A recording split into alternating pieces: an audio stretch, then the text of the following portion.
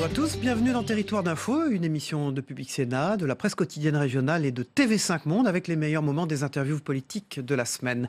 Lundi, nous recevions Jean-Claude Mailly, le secrétaire général de Force ouvrière, qui nous a indiqué sur ce plateau qu'il ne se joindra pas à la mobilisation initiée par la CGT le 19 avril. C'est pas parce qu'il y a multiples conflits, et il y a multiples conflits dans différents secteurs, et publics et privés. C'est pas pour ça qu'obligatoirement ça coagule. Vous savez, les grands mouvements interprofessionnels ces dernières années, ils sont pas nés comme ça. Alors, ça veut pas dire que ça peut pas naître comme ça non plus. Hein, ils sont nés parce qu'un gouvernement a annoncé quelque chose que personne n'attendait et qui mettait le feu aux poudres, du type plan Juppé en 95 ou le contrat première embauche en 2006. Bon. Maintenant, le gouvernement devrait être attentif et ne pas faire de provocation sur tous les dossiers, parce que ça fait quand même toute une série dans la fonction publique. Et c'est pas terminé. Si vous prenez la fonction publique, les trois fonctions publiques, au-delà des questions importantes de pouvoir d'achat, que va sortir la commission secrète, là, quand je dis secrète, c'est qui travaille en vase clos, CAP 2022. Ils vont nous sortir quoi d'ici début avril? Vous les avez rencontrés? Ils nous ont consultés une fois. Attendez, c'est pas ce qu'on demandait. Ça fait des années qu'on demande un vrai débat sur l'avenir, le rôle, les missions de service public. On ne l'a jamais, ce débat. Là, on met des experts publics, privés ensemble, qui moulinent, on ne sait pas quoi, ils vont nous sortir quelque chose, on ne sait pas quoi. Jeudi, vous rencontrez le Premier ministre, les organisations syndicales, et vous avez une négociation sur la fonction publique qui va durer jusqu'en 2019. Là, pour le coup, le gouvernement prend le temps de discuter. Mais attendez, mais... Je reviens, qu'est-ce qu'ils vont sortir CAP 2022? Imaginez que CAP 2022 sorte par exemple des privatisations de missions de services publics. Je ne parle pas de privatisation tout aussi inacceptable comme Aéroport de Paris. Je parle de privatisation de missions de services publics. Ce qu'on peut ne pas exclure compte tenu de la feuille de route qu'a donnée le Premier ministre. Je pense que si c'est ça, il y aura des réactions. C'est inévitable. Vous avez des inquiétudes précises par rapport à un secteur précis? Non, pas un secteur précis, mais des privatisations de missions de services publics. Je leur ai demandé d'évaluer déjà toutes celles qui ont été privatisées. On a privatisé le contrôle des camions et des bus il y a longtemps, il y a pas mal d'années maintenant. On a remis en cause, privatisé ce qu'on appelait la TESAT, c'est une aide technique aux collectivités territoriales quand elles veulent faire des investissements. Tout le monde considère que ce sont des âneries, que c'était des bêtises, fallait pas le faire. Et on va continuer peut-être à privatiser des missions. Voilà, on n'avance pas dans la transparence, c'est le moins qu'on puisse dire. Où on en est de l'unité syndicale? Parce que vous parliez de mobilisation interprofessionnelle, vous y croyez pas trop, on voit que c'est une sorte de divergence avec la CGT. Est-ce que c'est exact que vous avez appris à la télévision que la CGT appelait à une journée de mobilisation interprofessionnelle le 19 avril, c'est exact? Voulez-vous que je fasse semblant? Oui, je l'ai appris, j'étais sur France Info, on m'a posé la question, écoutez, je suis pas au courant, je savais pas qu'il y avait une mobilisation de prévue le 19 avril. Et alors vous en êtes où justement avec vos... écoutez, on n'a pas l'habitude de répondre à des convocations. Voilà, quand il y a des initiatives de ce type, on en discute avant. On en discute, on se voit pas, on se téléphone, etc. Mais on se coordonne. Bon, là, c'est leur choix. Hein. Donc vous ne participerez pas, a priori, à cette journée? Non. Vous êtes à ce poste depuis 14 ans, à la tête de FO. Ça se termine dans quelques jours, le 27 avril. Vous avez... Certains ont dit que la dernière année, vous avez été un peu métamorphosé. Les gens ne vous ont pas forcément reconnu parce que vous étiez sur une ligne moins dure. Et là-bas, votre base vous l'a quand même beaucoup reproché, non? Oui, il y a eu une incompréhension, mais je l'ai même dit publiquement avant même. C'est logique. Vous prenez la situation d'un militant FO qui s'est bagarré avec la Confédération contre la loi El Khomri, et là, il entend à la radio, c'est le casse du siècle, je ne sais quoi, le coup d'État social, et là, il dit, mais qu'est-ce qu'ils font la Confédération? Ils discutent. Voilà. Et ça, je comprends qu'il y ait de l'incompréhension là-dessus. Maintenant, moi, je n'ai pas changé. J'ai toujours le même cap. Syndicaliste, c'est à la fois de l'idéologie au bon sens du terme, et c'est aussi de la pratique. C'est les deux. Si on ne fait que de l'idéologie, on fait de la politique. Vous allez laisser de gros dossiers dans les mains de votre successeur, a priori Pascal. Ah oui, il y en a toujours des dossiers, ouais. Vous ressentez une certaine frustration? Il y a plein de négociations en cours, chômage, assurance chômage, etc., retraite. Ah non, pas du tout. Non, écoutez, vous savez, les organisations restent, les hommes passent, d'une manière ou d'une autre. C'est pas non. Être secrétaire général de Force ouvrière, c'est pas être PDG. Il y a un bureau confédéral, il y a des commissions exécutives. 14 ans quand même, vous avez succédé à Marc Blondet. Oui, qui avait fait 15 ans, lui. Donc, non, à un moment donné, il faut tourner la page. C'est ce que je vais faire dans un mois. Et puis les dossiers, si bien, il y en aura tout le temps. Et y compris Pavageau, il restera je ne sais combien de temps. Et après Pavageau, il y aura encore des dossiers. Jean-Claude Mailly, une petite question personnelle. Quel est le président ou le Premier ministre avec lequel vous avez le mieux dialogué, avec qui vous vous êtes entendu le mieux en 14 ans? Écoutez, moi j'aimais bien l'homme Chirac. Je parle pas politique, mais sur le plan humain, j'aimais bien l'homme Chirac. Sarkozy, dans la première période, c'était assez folklore et cash et direct. Voilà. Bon. Folklore pourquoi ? Non, c'est le tempérament. C'était oui, non, mais on avait des réponses. Vous citez que des hommes de droite, finalement. Ah bah ça, écoutez, c'est pas de ma faute. Je vais en citer un de gauche avec qui je me suis bien entendu au-delà des désaccords qu'on pouvait avoir et que je continue à avoir. D'ailleurs, c'est Jean-Marc Ayrault. Mardi, nous recevions Hervé Marseille, le président du groupe centriste au Sénat, qui, après les attentats qui ont frappé Trèbes et Carcassonne, s'emporte contre la surenchère du chef des Républicains, Laurent Wauquiez. Je pense que Laurent Wauquiez continue sa surenchère. Il n'est pas suivi d'ailleurs par une bonne partie du mouvement des Républicains. J'ai vu l'expression de mon collègue et ami Bruno Retailleau qui s'est montré réservé. Bruno Retailleau a marqué des réserves. Pourquoi ? Parce que, une fois de plus, Laurent Wauquiez est excessif. Il se rapproche de plus en plus des thèses et des thèmes de Madame Le Pen. Justement, vous voyez que c'est le même discours, Laurent Wauquiez et Marine Le Pen aujourd'hui sur la question du terrorisme. C'est exact, il n'y a plus de limite, il n'y a plus de différence. J'observe que Madame Le Pen a salué le discours de Laurent Wauquiez en disant on y vient, mais à force de dire la même chose et de penser la même chose, on va finir par avoir des partis qui se rapprochent de plus en plus. Laurent Wauquiez fait dans l'incantation, il sort... Sur la question des fichiers S, ce qu'il propose, c'est pas réaliste. Interner les fichiers S français et expulser les fichiers S étrangers, vous pensez que on a l'impression qu'il y a un communiqué type et que chaque fois qu'il y a un malheur de cette nature, il le sort. Là, il a redemandé pour la énième fois qu'on expédie ailleurs les fichiers S, qu'on les mette je ne sais où, etc. Et il redemande l'état d'urgence, pourquoi pas la loi martiale. Enfin, je veux dire... Donc c'est purement électoraliste, c'est histoire de ressouder sa base. Qu'est-ce que vous dites là-dessus ? Je pense que c'est une histoire de posture. On sait on voit bien quelle est la démarche de Laurent Wauquiez. C'est de courir après les voix de Madame Le Pen et de siphonner, comme on le dit souvent... son électorat. Et je pense que si quelqu'un va se faire siphonner son électorat, c'est plutôt lui.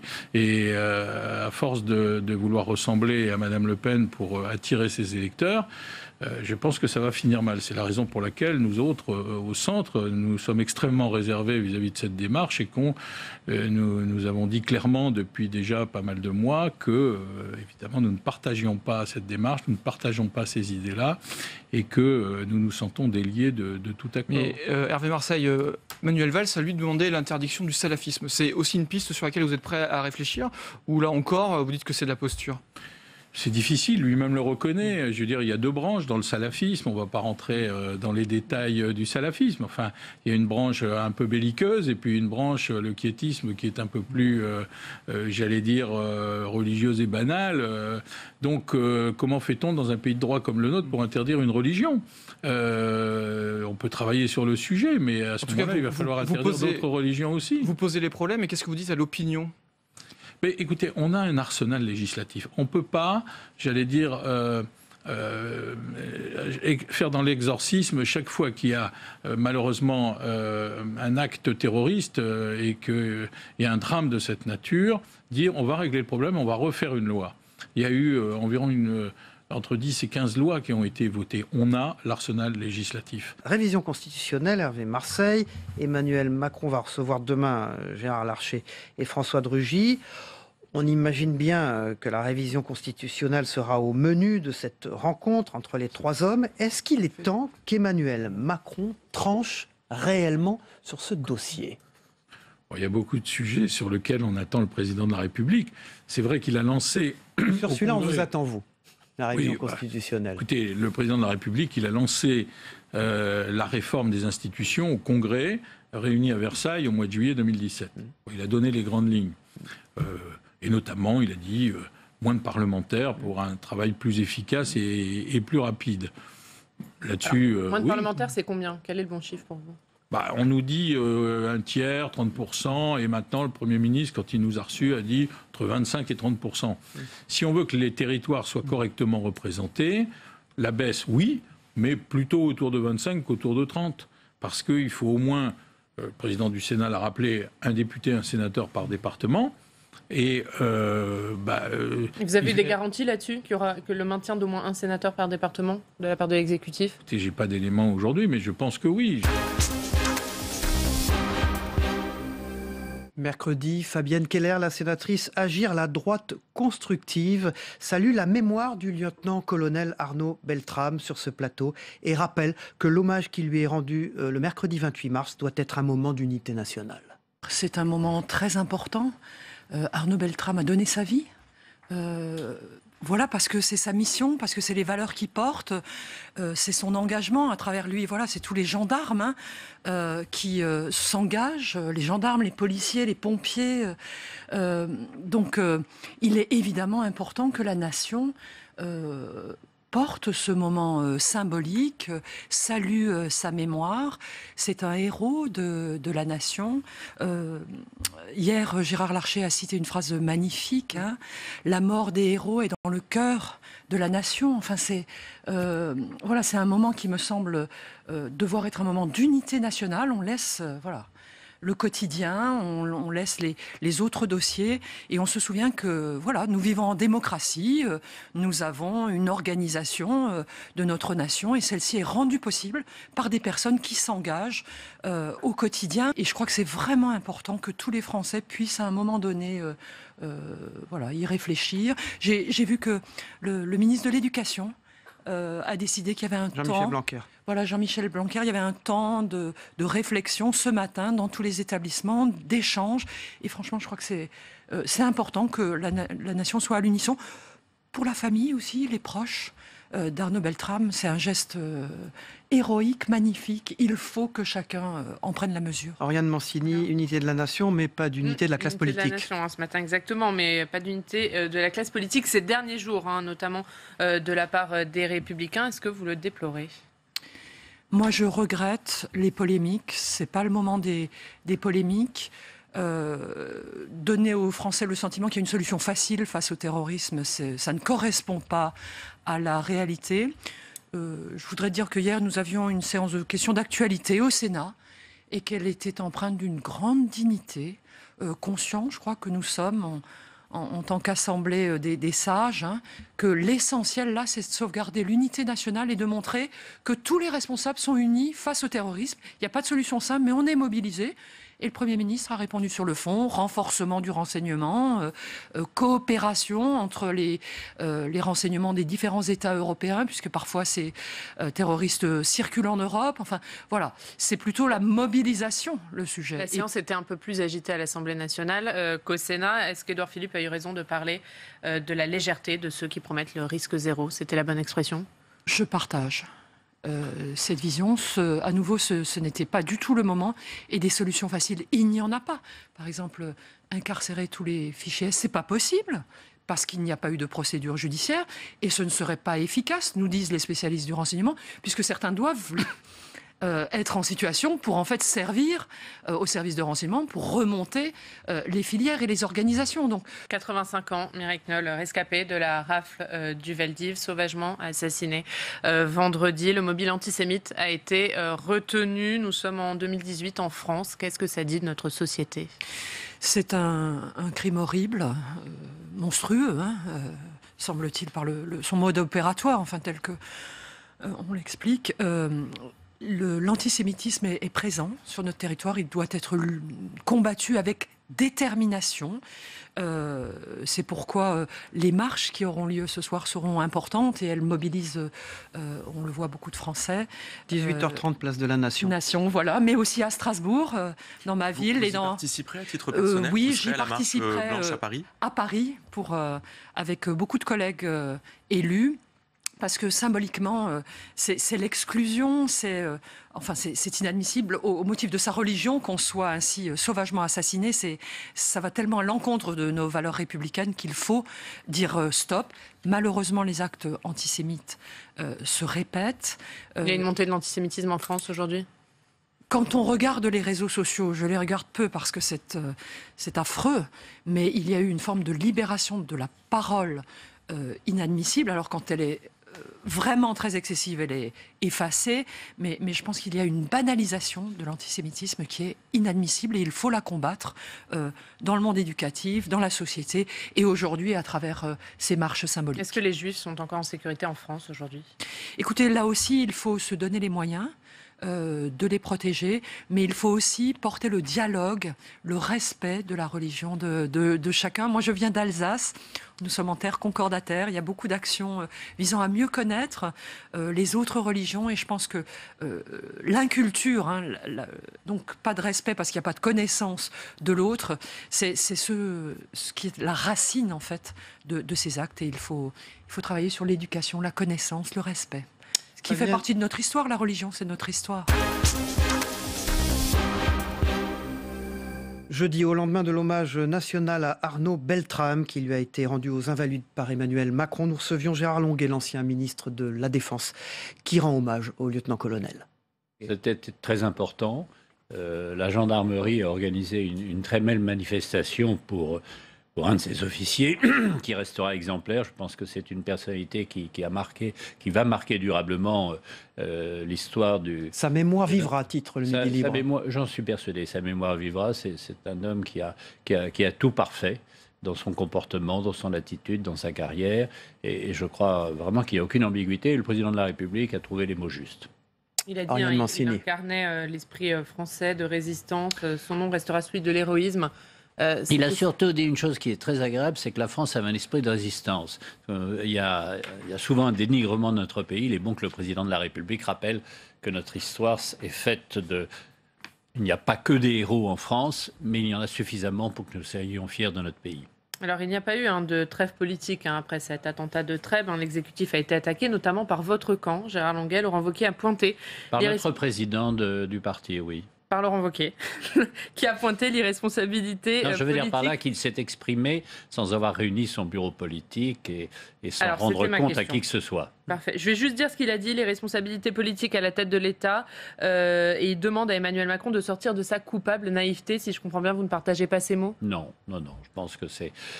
Laurent a fait un choix, c'est d'être l'opposant officiel du président de la République. Je ne suis pas sûr que ce soit une attitude d'avenir pour lui. À court terme, il est en première page des journaux. Pour son image personnelle et pour l'image de la formation à laquelle j'appartiens, je pense que ce n'est pas notre attitude. Dans une situation d'une telle gravité, je pense que nous avons besoin de réfléchir ensemble parce que nous héritons d'une difficulté qui est ancienne et nous allons vivre avec elle sans doute encore pendant plusieurs décennies. On se rappellera de tous ces propos à Laurent Wauquiez. Oui. Ça reviendra. Oui, parce qu'il y a des moments où le court terme doit s'effacer devant la préoccupation nationale. Les mesures qu'il demande, sortir de l'état d'urgence, internement des fichiers S dangereux... revenir à l'état d'urgence.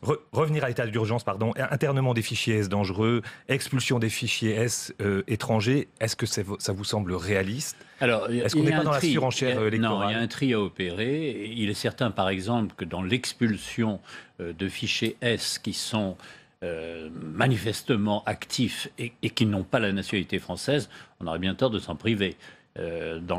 Lorsque vous apprenez qu'un prédicateur ne parle même pas français et exalte des valeurs qui nous sont totalement opposées, qu'on se prive de sa présence sur le territoire me paraît une nécessité absolue. Il y en a chaque année une quarantaine. On pourrait multiplier ce chiffre par 10 sans poser de problème. Est-ce que vous pensez que l'arsenal législatif... En revanche, l'internement administratif qui a fonctionné en France, notamment à la fin de la guerre d'Algérie, c'est un système assez compliqué et je pense que il poserait des problèmes juridiques majeurs, d'abord, et ensuite des problèmes factuels. Parce que quand vous regroupez les gens ensemble, vous formez une université du djihad permanente. Est-ce que vous pensez que l'arsenal législatif aujourd'hui est suffisant ? Oui. Autre proposition de Laurent Wauquiez, il souhaite que soit créé un délit d'incitation à la haine de la République. Est-ce que sur ce point, vous le soutenez ? La loi existe. Enfin, je veux dire, tous les propos excessifs peuvent être condamnés à partir des textes existants. Donc attention à la surenchère réglementaire ou législative. La surenchère législative, c'est se donner bonne conscience. J'ai fait quelque chose, j'ai voté une loi. Je crois qu'il faut surtout les mettre en œuvre. C'est de la surenchère législative ou de la surenchère électorale, de la démagogie de la part de Laurent Wauquiez ?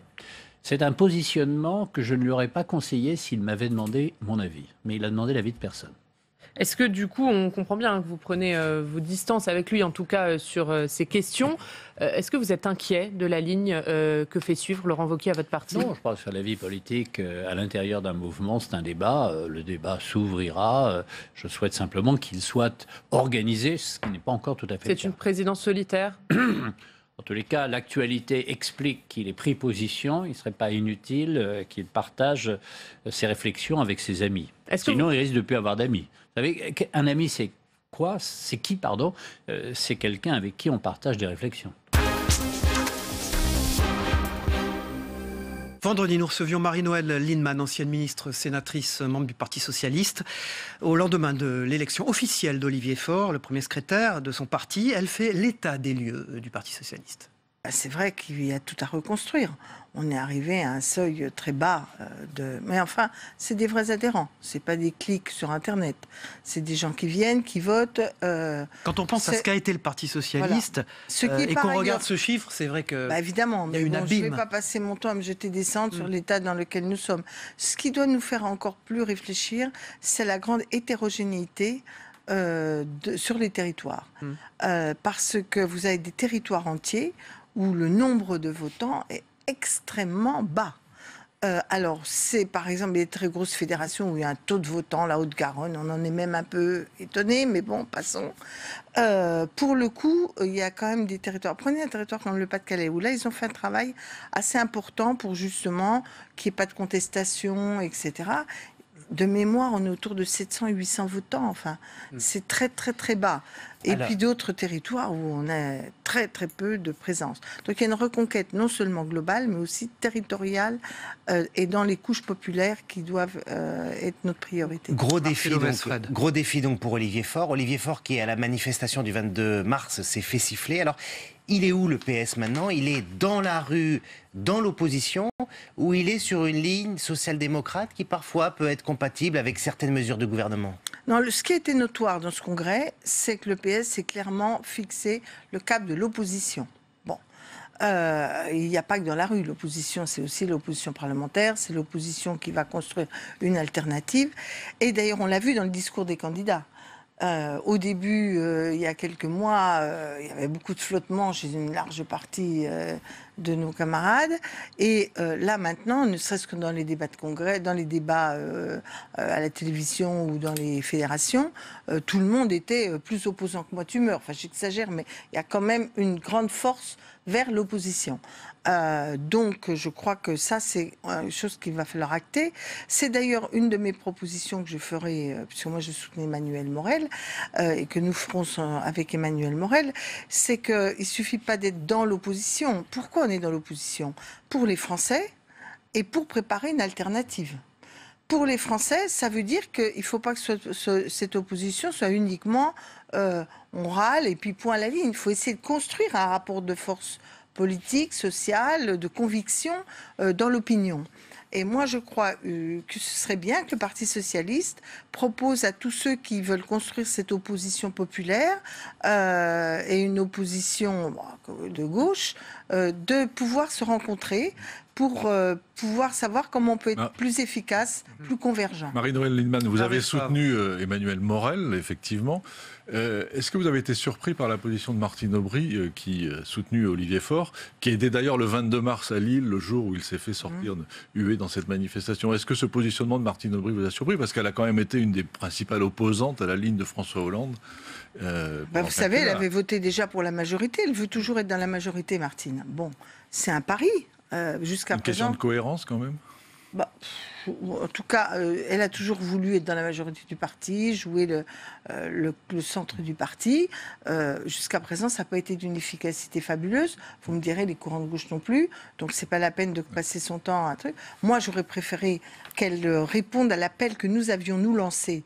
Parce que notre stratégie à ce congrès, c'était de dire faut inventer une nouvelle synthèse, mais le pied d'appel de cette nouvelle synthèse... pas la synthèse molle. Voilà. Et le pied d'appel de cette nouvelle synthèse doit être plus à gauche, plus au cœur de la gauche, plus sur l'unité. Bon voilà, maintenant je ne suis pas en train de pleurer sur la position de Martine Aubry. Je reste dans cette région que vous connaissez, Bien vous sûr. avez été élu. Aujourd'hui, c'est un paysage dévasté. Il n'y a plus de députés socialistes à Oui, enfin ça c'est avant le Congrès, ça l'était déjà. Et c'est moitié le nombre de votants dans le Pas-de-Calais aussi. Hein. Oui. Moitié le nombre de votants dans le Pas-de-Calais. Les grosses fédérations Nord et Pas-de-Calais ont perdu plus de la moitié de leurs adhérents. Il n'y a plus un socialiste à la région. Comment on fait pour se remettre d'une telle débâcle? Il faut d'abord repartir d'une posture politique claire. Bon, je l'ai dit, je crois que sur la question de l'opposition, les choses progressivement se clarifient. Je pense qu'à la fin du Congrès, il faut que ce soit quand même très acté. Deuxièmement, moi j'ai toujours plaidé pour une gauche de reconquête et une gauche forte qui s'assume. Maintenant, la responsabilité d'Olivier Faure, ça va être de savoir s'il est capable de remettre en mouvement avec une feuille de route pour le Parti socialiste ce travail de terrain, d'affirmation politique, de rassemblement. Voilà. Voilà, c'était Territoire d'Info, une émission de Public Sénat et de TV5 Monde avec la presse quotidienne régionale. Merci de votre fidélité. À la semaine prochaine.